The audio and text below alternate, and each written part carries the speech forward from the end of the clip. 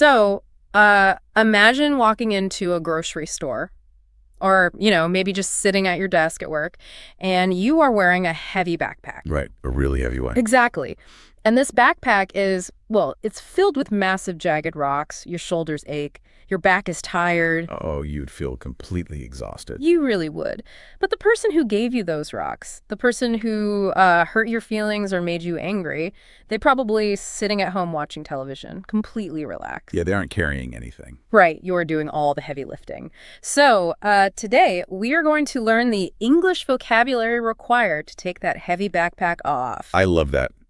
Welcome to today's deep dive. We have a very special mission today. We are designing this conversation specifically for you, the English language learner. That's right. We are going to speak clearly. We are going to, take our time, and we are going to explore some deeply important words together. And our source material today actually comes from the notes of an English learning audio session. It's called the Harmony English Podcast. Oh, nice. Yeah, the hosts of that show, Jordan and Lucy, they focus on a very famous dialogue from the Bible. Hmm. It is a historical conversation between the Apostle Peter and Jesus, which was recorded by the Apostle John. Wow. Okay. But we are looking at this ancient text not just to learn a story. Yeah. We are using it to master foundational English grammar. Which is so important. We want to give you, the listener, the language tools to express your complex feelings in English. Absolutely. Because, well, when you connect vocabulary to deep, universal human emotions, the words actually stick in your memory. You are not just,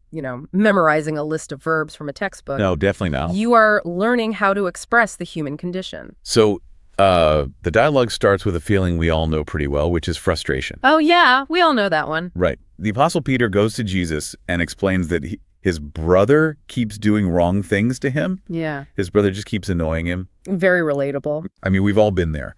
Peter wants to know how to handle his conflict. So he asks a very specific question.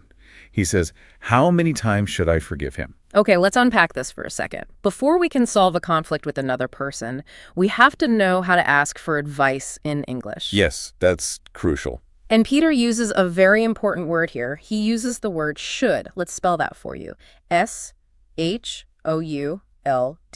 That is what we call a modal verb in English. A modal verb. Yeah, modal verbs are special helper verbs. They change the meaning of the main action. But should has a very specific flavor to it. Right. Consider the alternatives for a moment. If Peter asks, must I forgive him? The word must sounds like a soldier asking a commander for an order. Oh, yeah. It sounds very strict. Exactly. It's about strict rules. Yeah. And if Peter asks, can I forgive him? The word can is really just about physical or mental ability. But Peter asks, how many times should I forgive him?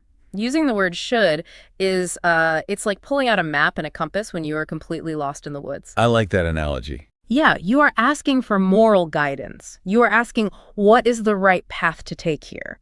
It is a humble word that shows you are open to receiving advice. It really is. And Peter continues that humble approach with the second part of his question. What does he say? Well, after asking for advice, he offers his own guess. He says 7 times. Oh, right. And the source material highlights a brilliant detail about spoken English right here. Notice the musicality of that phrase. 7 times. Yeah, your voice physically goes up in pitch at the very end of the word. Yes, that is called a rising intonation. Rising intonation. Right. If you keep your voice flat and just say 7 times, you are stating a solid fact. You are closing the door on the conversation. Makes sense. But when you raise your pitch at the end 7 times, that rising sound turns a statement into a request for an opinion. You are leaving the door open for the other person to respond. That's a great tip for learners. But let me ask you something. If my brother keeps annoying me, giving him 7 chances seems wild. You think so? I mean, yeah. I might give him 2 chances to apologize. Maybe 3 if I'm feeling really generous. Fair enough. So 7 feels like Peter just picked a massive random number to show off how kind he was trying to be. Why did he pick 7? Well, it wasn't a random number at all, actually. In Peter's historical culture, the number 7 carried a very specific weight. Oh, really? Yeah, it's considered a perfect number. It represented absolute completion.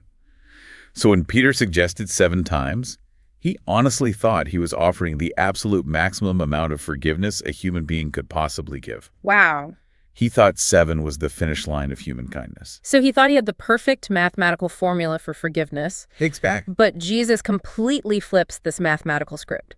Jesus replies to Peter, and he says it is not 7 times. He says you should forgive him 77 times. Yes. Or, depending on the historical translation you read, even 70 times 7. Which is a lot. Right.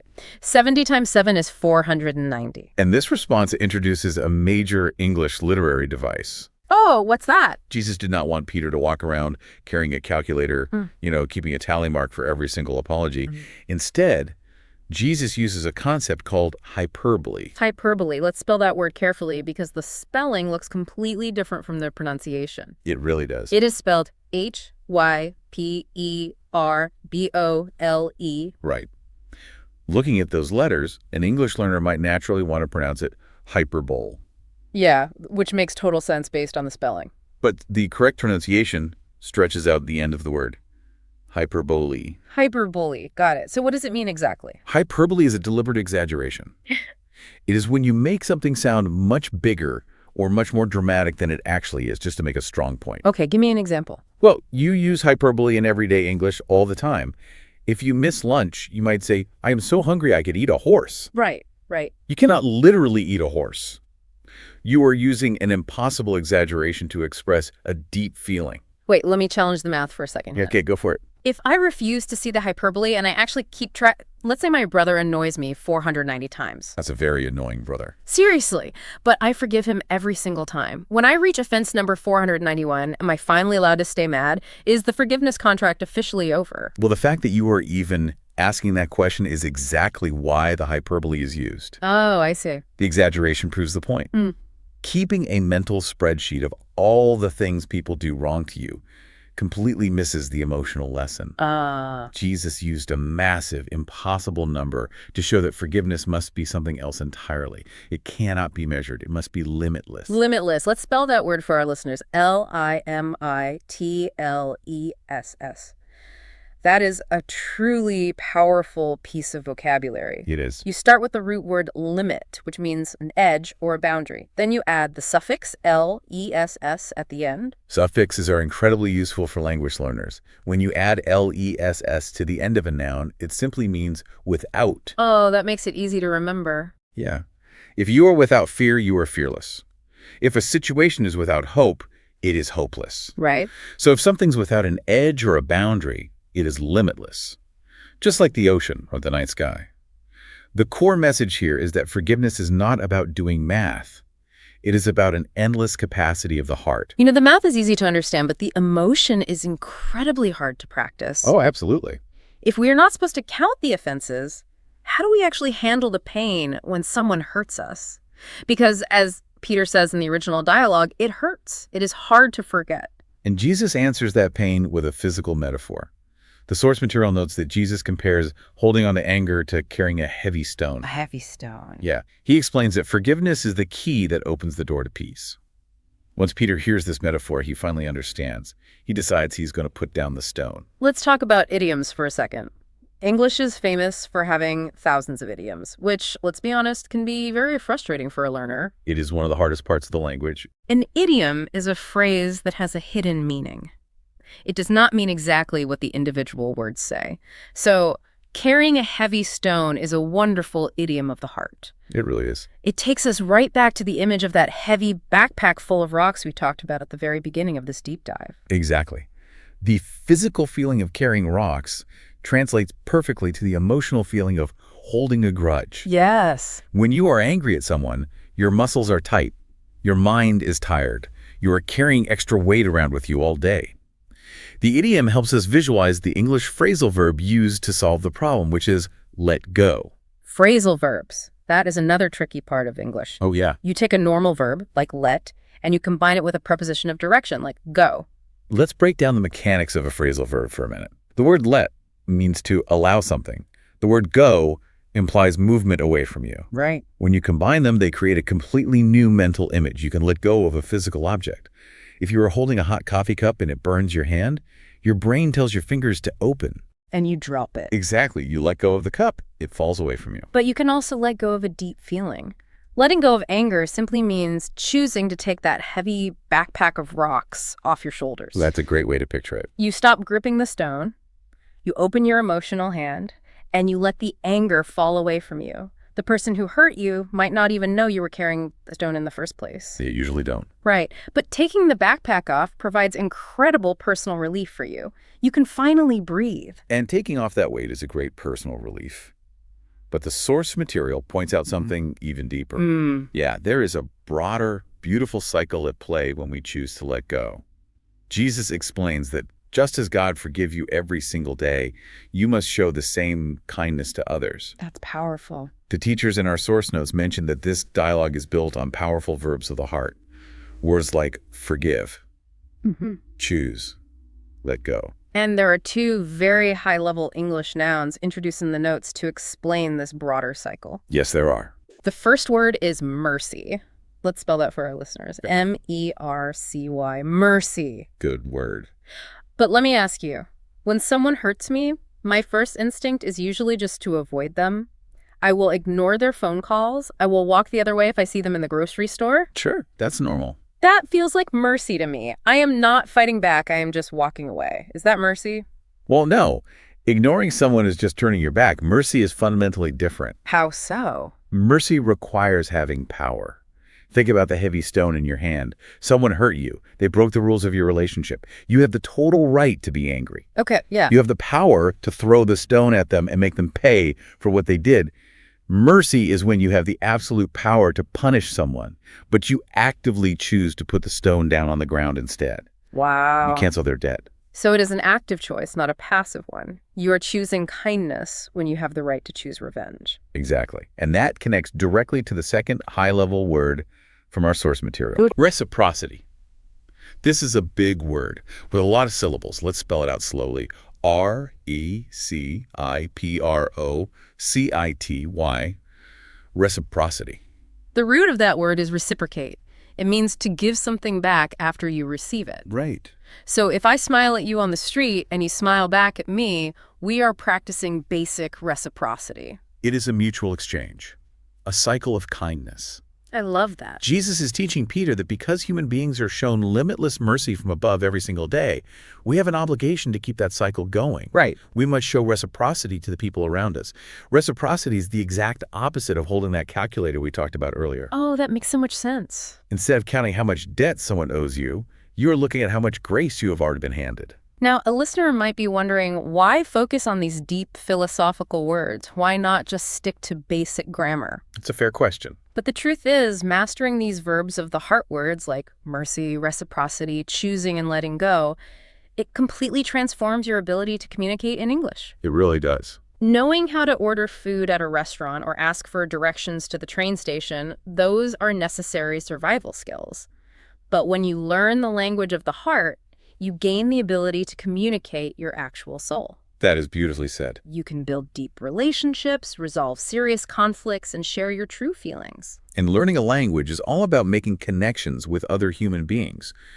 The best way to build those connections is to practice. Yes, practice is everything. The original source material emphasizes that learning English is not a spectator sport. You cannot just listen.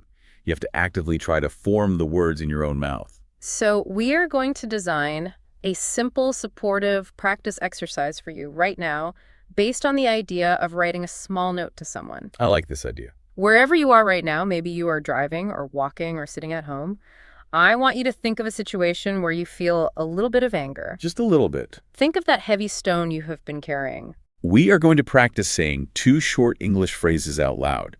We will say the phrase, and we will give you a few seconds to repeat it. Yes. During that brief silence, we want you to actually repeat the phrase out loud. Feel the words in your mouth. Pay attention to the pronunciation. Let's do it. Here's the first phrase. I will say it, and then I will wait a few seconds for you to say it. Ready? Let's hear it. I choose to let go of the anger. Go ahead and repeat that now. That is such a good phrase. Yeah. Notice the word choose in that sentence. It reminds you that you have the active power. Right. You are not a victim of your anger. Exactly. Yeah. You are making a decision to drop the stone. Let's try the second phrase. This one is shorter, but it carries immense emotional weight. It really does. Again, we will say it and then leave some space for you to speak. Here's the second phrase. I forgive you. Go ahead and try saying it. Great job. As you practice these phrases and as you continue your English learning journey, it is vital to be patient with yourself. Oh, You are learning complex grammar, difficult pronunciation, and high-level vocabulary all at once. It is a very heavy cognitive load. it is. And just as this lesson teaches us to have limitless patience and mercy for others who annoy us, you must have that same mercy for yourself when you make a mistake in English. Yes, dropping the heavy stone also means dropping the pressure you put on yourself to be absolutely perfect. You do not have to be perfect. You just have to keep trying. Progress is much more important than perfection. Well said. Let's take a moment to look at the powerful language tools we have gathered today.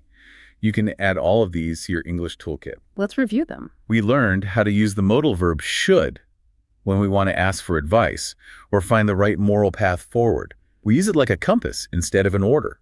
We also explored the concept of hyperbole. We learned how to stretch the truth and use deliberate exaggeration to make a strong point, rather than stating a literal mathematical fact. And we examined the mechanics of the phrasal verb let go.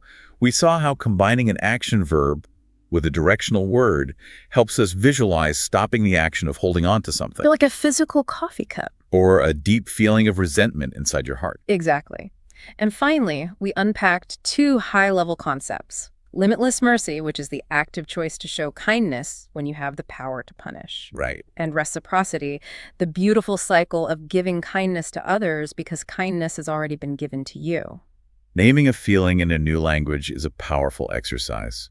Once you understand the mechanics of the words, the anger loses some of its power over you. We have covered a lot of ground today, and you have done an amazing job keeping up with the vocabulary. Really amazing. But before we finish, I want to ask you a direct question about your own life right now. Listen closely. Is there a backpack full of rocks that is making you tired? Is there a heavy stone making your shoulders ache, keeping you from feeling peace? We all have them.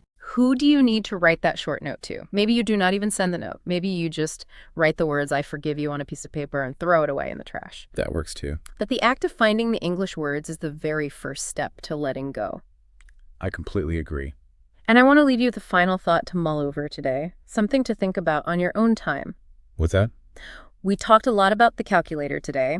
We talked about how Peter was keeping track of offenses, doing the math of who owes who an apology. Right, the scorekeeping. Exactly. Think about your family or your workplace or your community. In most human relationships, everyone is holding a calculator. Everyone is keeping score. It's true. People say, they did this to me, so I will do that to them. We're all waiting for the other person to apologize first. It's exhausting. But if reciprocity is a cycle, what happens to a family or a community when just one person decides to drop their calculator? Oh, wow. What happens when just one person stops doing the math, refuses to keep score, and simply decides to put down the heavy stone first? That changes everything. One act of letting go could start a brand new cycle of kindness. How far could that limitless ripple effect go? I guess we'll have to find out. Keep practicing your English, keep letting go of those heavy stones, and we will catch you on the next deep dive.